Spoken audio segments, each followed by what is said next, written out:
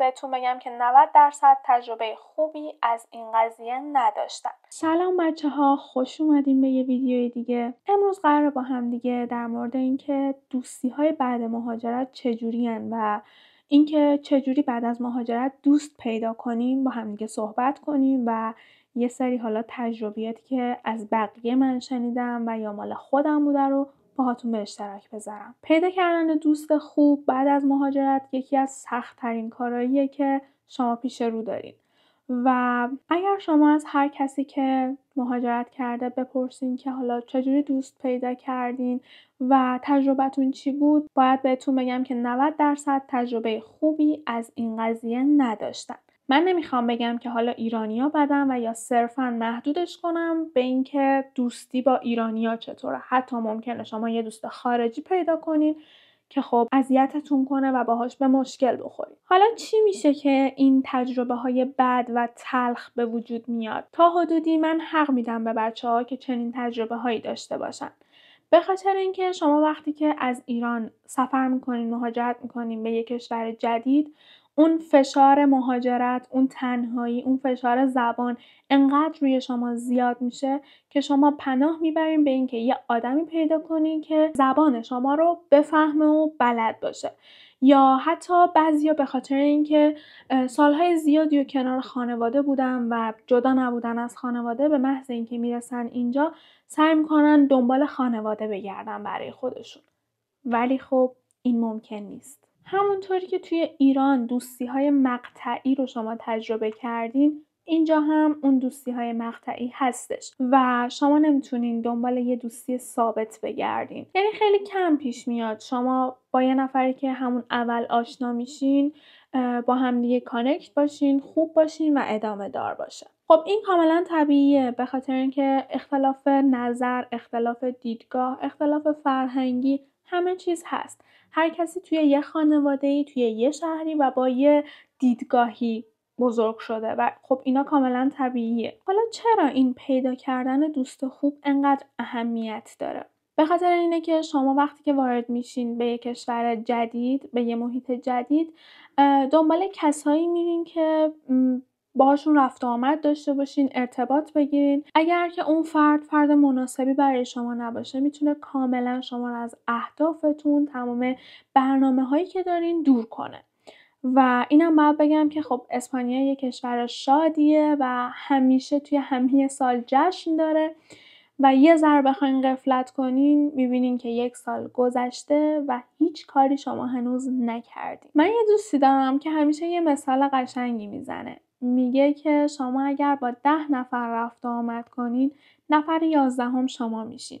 پس ببینین دوستی که انتخاب میکنین، جمعی که انتخاب میکنین چطور دوستی و چطور جمعیه. چون از این به بعد قرار شما هم مثل اونا شناخته بشین. این پیدا کردن دوست انقدر مهمه که حتی دغدغه خانواده ها هم هستش که بعد از اینکه بچه‌م مهاجرت کرد تنها نمونه، دوست داشته باشه، بتونه اونجا چند نفر رو پیدا کنه که باهاشون صحبت کنه، رفت و آمد کنه. و شما باید اینم در نظر بگیرین که به خاطر پیدا کردن حالا دوست و تنها نموندن با هر کسی نمیتونین دوستی کنین و ممکنه که این به ضررتون باشه. به خاطر همین اتفاقای کوچیک، همین ناآگاهی‌ها، همین حرف زدن‌های گاه و بیگاه باعث میشه که بچه‌ها تجربه‌های خوبی از پیدا کردن دوست اینجا نداشته باشن. دوستی‌های بعد از مهاجرت خب چالشاش قطعا خیلی بیشتر از دوستیاییه که شما توی ایران داشتین، دوستاییه که دورتون بودن. و اینم باید بهتون بگم که اگر توی ایران مشکلی پیش می اومد، بحثی بین شما و دوستاتون بود، انقدر دور شما آدمای زیادی بودن، خانواده‌تون بودن که شاید اصلا اون دوست، اون بحث، اون آدم خیلی برای شما پررنگ نبود و خیلی زود فراموش می‌کردین. اما اینجا به خاطر اینکه خانواده‌تون کنارتون نیستن و اینکه حالا شما هم یه جورایی به اون آدم‌ها پناه میبرین، باعث میشه که ضربه خیلی بدتری بخورین. یه حرفی که من همیشه به بچه‌هایی که تازه میان میزنم اینه که اینجا دنبال خانواده نباشین و نخواین که برای خودتون حالا چند نفر رو یار کشی کنین. یه همچین چیزی نیست اصلاً. و چه تو ایران چه خارج از ایران متاسفانه آدما و دوستی‌ها تا زمانی برای شما هستن که برای هم سود داشته باشین. البته کسایی هم هستن که واقعا دوستای شماهن و شما میتونین اونا رو توی سختی‌ها، توی مشکلات، توی دلتنگیاتون بشناسین. یکی از دلایلی که خب سخت‌تر میشه بعد از مهاجرت دوست خوب پیدا کرد اینه که خب اون جامعه مهاجر توی اون کشور ممکنه که کمتر باشه و خب توی ایران قطعاً تعداد ایرانی‌ها خب بیشتره و اینجا محدود میشه.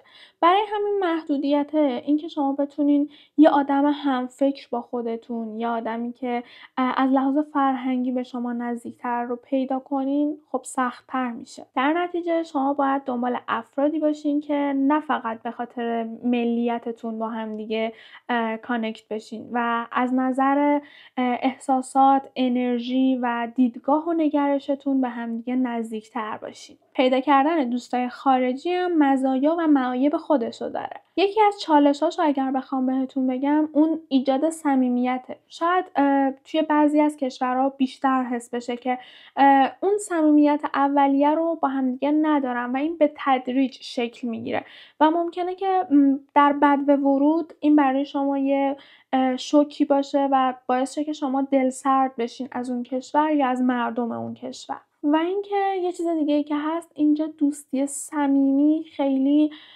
مثل ایران و ایرانی‌ها نیست و دوستیاشون سطحیه، خیلی اینجوری که همدیگه رو میبینن با همدیگه سلام علیکشون رو دارن و مثل ما نیستن که به همدیگه میرسن همو بغل کنن و این چیزا نه. البته توی اسپانیا یه کوچولو ما فرهنگای شبیه به ایران رو هم داریم.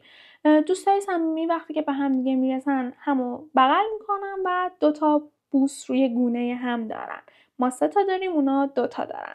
از این نظر خب اسپانیا شبیه به ایرانه ولی خب کشورهای دیگه قطعا متفاوت تره. چالش‌های پیدا کردن دوست به همینجا ختم نمیشه و هر کسی یه تجربه متفاوتی داره. اینایی که الان میخوام بهتون بگم دلایلیه که بعضی از دوستی‌ها برای بچه‌ها بعد از مهاجرت خوب نبوده یا اذیتشون کرده. تفاوت توی طرز فکر و سبک زندگی، گروه بندی و قضاوت‌های ناهنگام و بیجا، شایعه پراکنی و دخالت بیجا، حس رقابت پنهانی. من این یه مورد رو خب بیشتر خواستم که برام توضیح بده و چیزی که گفت خیلی برام جالب بود اینکه خب کی زودتر اقامت گرفته، کی کار بهتری داره، کی زودتر جا افتاده، کی بهتر صحبت میکنه، اینا همش هست و خب حقیقته. بی‌اعتمادی به خاطر تجربه‌های قبلی مثل قرض پس ندادن، پشت سر هم حرف زدن یا از حسادت کاری رو انجام دادن. تفاوت نسلی، ارتباط بین نسل‌ها سخت میشه چون زبان مشترک فرهنگیشون کمتره و ممکنه که نسل‌های قدیمی‌تر نسل‌های جدید رو مورد قضاوت قرار بدن. ترس از قضاوت، یکی از بچه‌ها خیلی توی جمع‌ها نبود و وقتی که خب من دلیلش رو پرسیدم گفت ترس از قضاوت، این که خب من دوست ندارم توی جمعی برم و بعد به من بگن که فلانی چرا این لباس رو پوشیده بود، چرا فلان آرایش رو کرده بود و خب درست بود به نظر من دلیلش. ترس از درگیری‌های سیاسی، اینم یکی از دلایلیه که خب بعضی از بچه‌ها سعی میکنن توی جمع‌های ایرانی نرن. احساس غریبه بودن با هموطن‌ها، اینم یه کوچولو باز به من توضیح دادن که بعضی موقع‌ها مثلا انتظار دارن که بین ایرانی‌ها اون احساس نزدیکی رو پیدا کنن ولی خب به خاطر رفتارها و قضاوت‌ها باعث میشه که خودشون از اونا ندونن و خب توی جمع‌ها نرن و سمت دوستی‌ها و دوستی با ایرانی‌ها نرن. تجربیاتی که بچه‌ها داشتن کاملا منطقی و خب قابل درکه و ما اینجاییم که تجربیاتمون رو براتون به اشتراک بذاریم که شما بتونین استفاده کنین اگر اول مسیر هستین و خب انتخاب‌های بهتری داشته باشین. من همیشه سعی کردم توی ویدیوهام یه راهکاری جلوی پاتون بذارم و اون مسیر سخت رو به شما نشون بدم که شما از مسیر راحت‌تر رو به جلو حرکت کنین. اگر شما هم تجربه اینچنینی داشتین از پیدا کردن دوست و حالا اگر ضربه‌ای دیدین خدایی نکرده حتما توی کامنت ها بهمون بگین که بچه‌های دیگه بتونن ازش استفاده کنن. مرسی که تا اینجای ویدیو همراه من بودین. لایک و کامنت و سابسکرایب یادتون نره. مثل همیشه دوستتون دارم.